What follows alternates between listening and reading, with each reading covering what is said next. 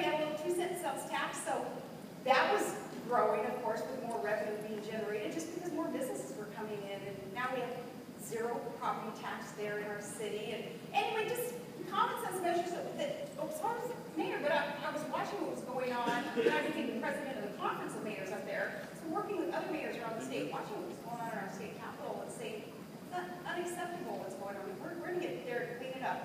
So Tom and I formed a team, and I'll tell you how popular we were. Well, for one, neither one of us are there. Are we, Tom? We moved on into the private sector after that probably is an indication of how popular we were.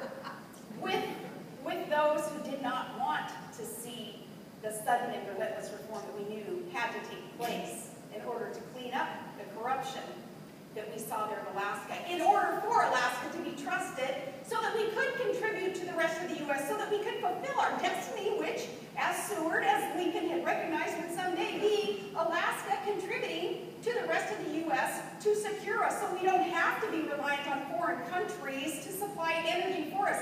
Anwar is still sitting up there untapped, and it should be tapped because we can do it safely. The National Petroleum Reserve, they set that aside decades ago, the government did, to tap for oil, for natural gas. It's still sitting up there. Obama's locking up more and more of it, and yet Alaska was chosen as a state, eventually becoming the 49th state, so that we could contribute with our natural resources. So that was our mission up there. I'll tell you how popular we were, though.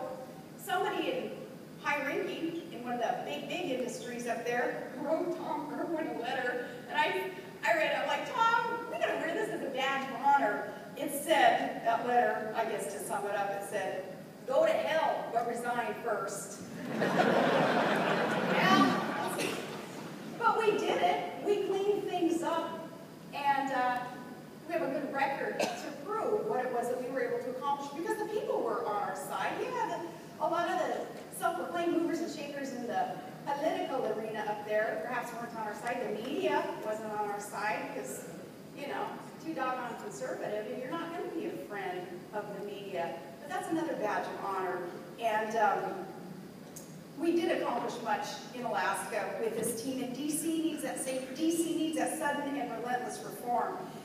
DC needs to be outsourcing much of its power and consolidated authority.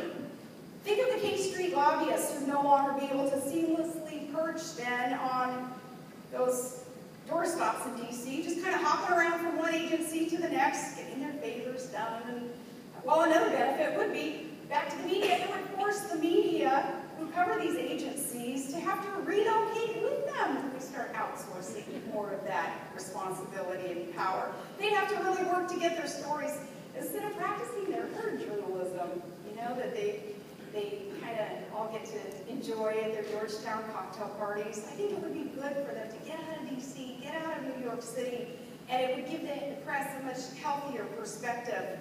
Decentralizing power could go a long way towards modernizing DC, because today the way it works is Washington relying on an old industrialized business model that demands centralization, and that is so out of touch. It's not the way business works today. It's not how things work well. Technology lets business work anywhere, cheaper and more efficiently. I just think, you know, darn it, it's our government, and we can and we must force it to think and act more entrepreneurial, the way that you all do in your businesses. See, big governments become too over-leveraged, too inward-looking, too unaccountable, and too big to control.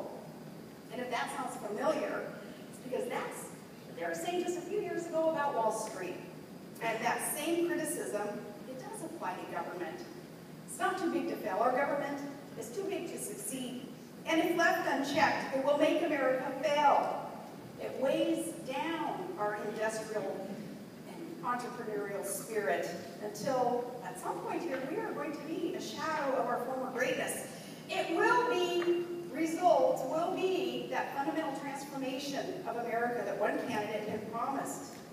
We don't need a fundamental transformation of America. We need a fundamental restoration of all that is good and strong and secure and about America, and that will make us